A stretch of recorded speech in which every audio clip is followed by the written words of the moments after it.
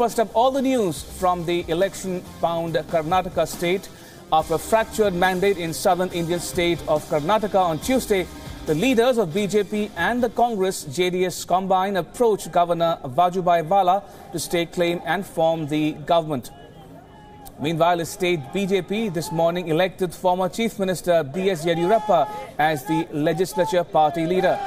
On Tuesday, the BJP managed to win the most number of seats in the state assembly, but fell short of 8 seats needed to form the government.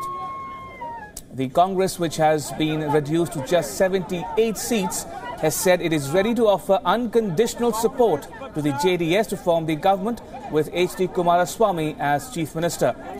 A letter from the JDS also confirmed that both parties have agreed to join hands against the BJP.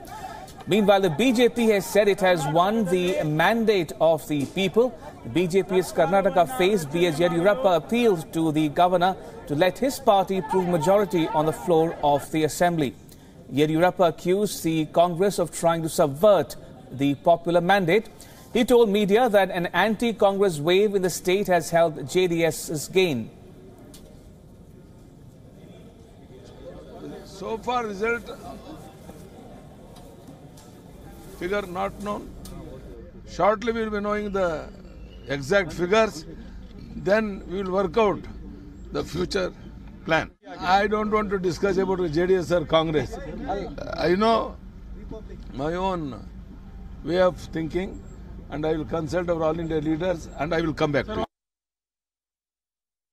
you. Right, so what happens next? The ball is now in the governor's court. It's up to the Karnataka Governor to decide who will get first shot at proving their majority, the BJP or the Congress, the JDU team. According to the usual practice, the governor of the state has to first invite the leader of the single largest party to form the government. Since the Congress and the JDU have struck a post-poll alliance, it's up to the governor now to take a call on whether to invite the alliance to form the government or not. Janata Party and the central leadership does not believe in fair politics. They don't believe in democracy. They always believe in breaking opposition political parties. This is what they have been doing since they have come into power at the national level. For the last 4 years, they have always resorted to malpractices in political life. They believe in breaking the political parties and form the government. This is what they are trying hard since yesterday. But we have full faith in our legislatures. We have full faith in the party. People of Karnataka have rejected Congress, and Congress attempt to make a backdoor entry into power is not appreciated by people of Karnataka. They have thrown Congress out of power lock, stock and barrel. They have rejected Congress game plan, and the bitter enemies who were accusing each other are now want to come together just for it's a marriage of convenience. It's unethical, and therefore people have supported BJP, and BJP will form the government. Right, so how much time actually does the governor have? Well, not much. The term of the present Karnataka Assembly will expire on the 28th of May. So he does not have the luxury of time. The present Chief Minister, Siddaramaiah, has already given his resignation. And for more on this story, we're joined by our reporters on the ground, Jessica Taneja, who is covering the Congress party activities in Bengaluru, and Pragya Jha, who is standing outside the Shangri-La Hotel in the city, where the JDS leaders met just a short while ago. Right, coming to you, Jessica, first. Jessica, give us the sense of what is actually happening or the thinking in the Congress camp as we speak. Well, the Congress camp is very confident that they will form the government in Karnataka, and we saw that how Sonia Gandhi reached out to the JDS chief and the JDS Supremo, Devegowda, who in fact said that he will be, forming a government and backing Congress in its claim and the stake that they are taking to form the government in Bengaluru. But here at the Congress office, the Congress party legislative meeting took place, which is still ongoing. We're seeing leaders come and go. I spoke to Mr. Dr. Virappa Moily, who said that he's already left the venue. We saw ex-Chief Minister Siddaramaiah also go in. So, of course, a lot has been cooking inside the Congress office here as well, but it's up to the governor as to what he decides. Now, the governor, of course, according to legal experts, will have to take a constitutional way forward, and he'll have to keep in mind as to what the legal provisions are when it comes to this. But everything is unpredictable and everything is a game right now. And very quickly coming to you now, Pragya, what's the mood in the JDS camp this morning, the day after all those political activities in Bengaluru? We're given to understand that both the Congress and the BJP leaders have state claim to form the government. The ball is clearly in the JDS court now. Which way will it go?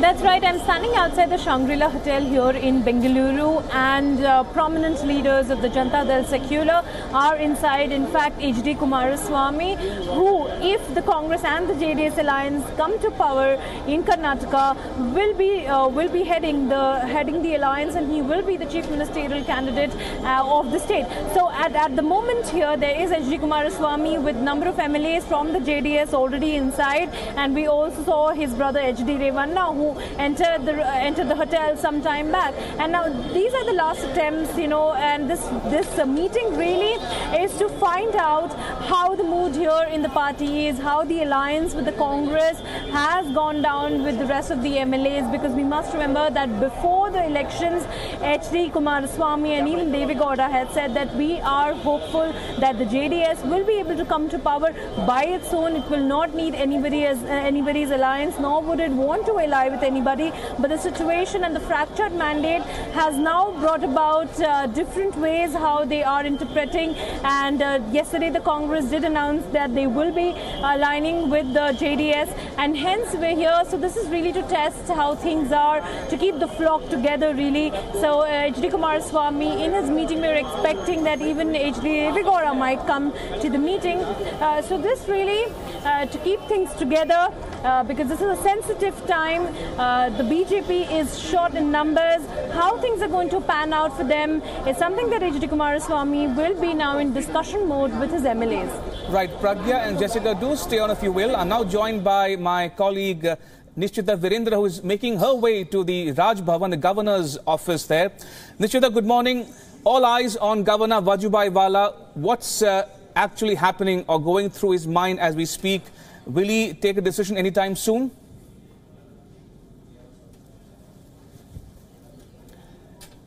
Nishchita, if you can hear me, I'm told that you are still making your way to the governor's residence. That's the Raj Bhavan. Oh, I'm told we have lost that line with Nishchita. We'll try to fix that line in a bit. But that's the top story we're tracking here on WION all morning today.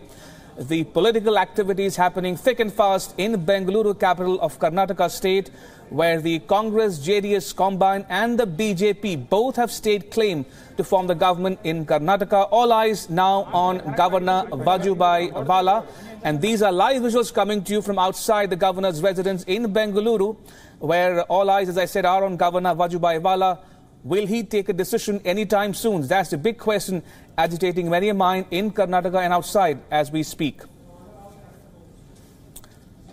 Right, we'll get you all the latest on the developing story from Karnataka in a bit, and I'll be joined by my colleague Karnataka Sharma from the WION newsroom, who is keeping track of all the developments happening in Karnataka as we speak.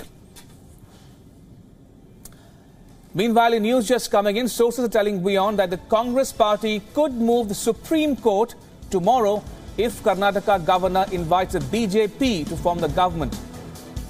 That's the news we are breaking here on WION this moment. Sources telling WION that the Congress party could move the Supreme Court if the Karnataka Governor invites the BJP to form the government in the state.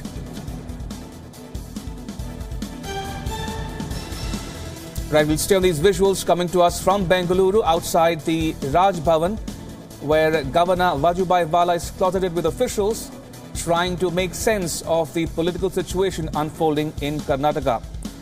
All right, I'm told Karnataka is finally with us. Karnataka, first up, the Congress wanting to move the Supreme Court tomorrow.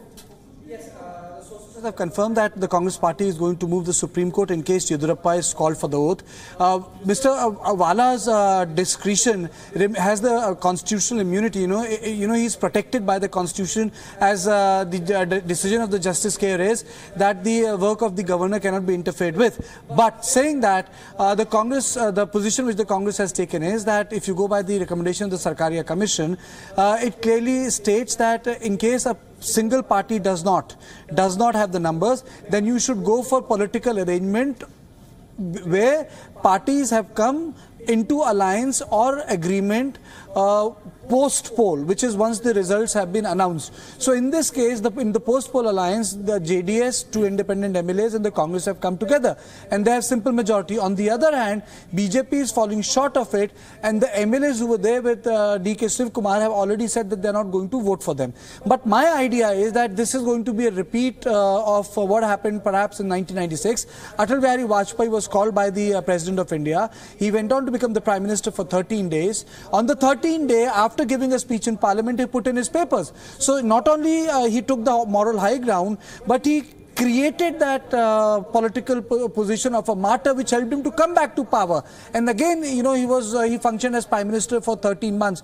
So I think it is in this context, it becomes very, very important that probably BJP is in the mood to get Yediyurappa sworn in, make him give a speech, make him try to engineer some either defection or the MLAs to abstain from voting, because if they abstain, the size of the assembly goes down and the BJP survives the trust vote in future, because once the trust vote is won, you can't call a trust vote for another 6 months, which will give BJP time to either re-engineer a split or for the members to resign and contest elections.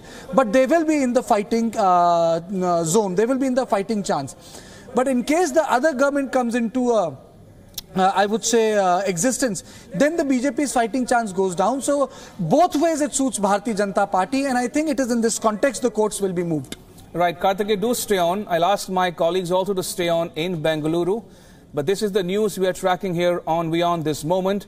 The sources telling WION that the Congress party could move the Supreme Court tomorrow if, and this is an important if Karnataka Governor invites the BJP to form the government in the state.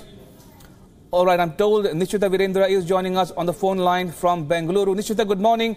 I'm told you are still making your way to Raj Bhavan. What's all eyes on Governor Vajubhai Vala? Can we expect him to take any decision anytime soon? Well, that's right. In fact, Yediyurappa, along with Sadananda Gowda, Anand Kumar, Javadekar and a few other BJP leaders have already made their way into the Raj Bhavan even as we speak, and they have taken along with them a letter from the legislature party meet of the BJP saying that Yediyurappa is their legislative party leader, and he is demanding an opportunity to stake claim to form the government.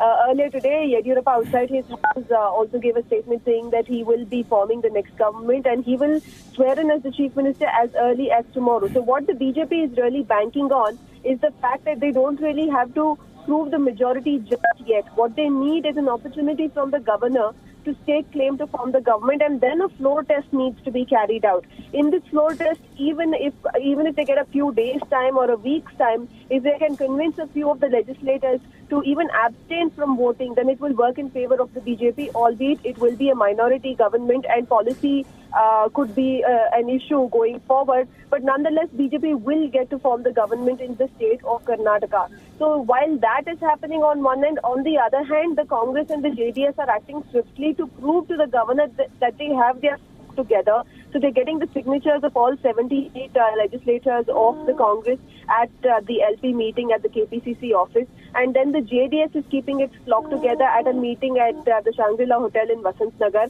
And we understand that after the LP meeting of the Congress, they will parade their MLAs before the governor as well. And possibly a Padayatra could also be taken out all the way from KPCC to Raj Bhavan, but that is depending on the traffic situation of Bengaluru, considering that it is a working day. So this is the situation, all three parties trying to move in quickly. And while the BJP is trying to take the moral high ground, saying that being the single largest party, they should be invited upon as a constitutional norm to stake claim to form the government, the ball is entirely in the governor's court, whether he will go the Manipur-Goa way of just inviting the two parties that have the numbers in clear majority, or whether he will call the single largest parties up to him. And even if he does delay his decision, it will work in favor of the BJP at the moment, Ramesh. And very quickly, Nishchita, the BJP, including Yediyurappa, saying that what the Congress and the JDS combine are trying to do is subvert the mandate of the Karnataka election. Is this at all resonating with the people, the rank and file, the ordinary Bengaluruite or the Karnataka people across the state? Well, this is not the first time that Karnataka is witnessing a coalition government or a post-poll coalition attempted government. And hence, on ground, the sentiment is fairly divided, just like the election results itself. If you look at the poll results, while BJP has managed to get a splendid victory of 104 seats, but at the same time, when it comes to vote share, Congress seems to have trumped the BJP despite being the incumbent government in the state of Karnataka. They have got 1.5% more than the BJP and more than what they had got back in 2013 as well.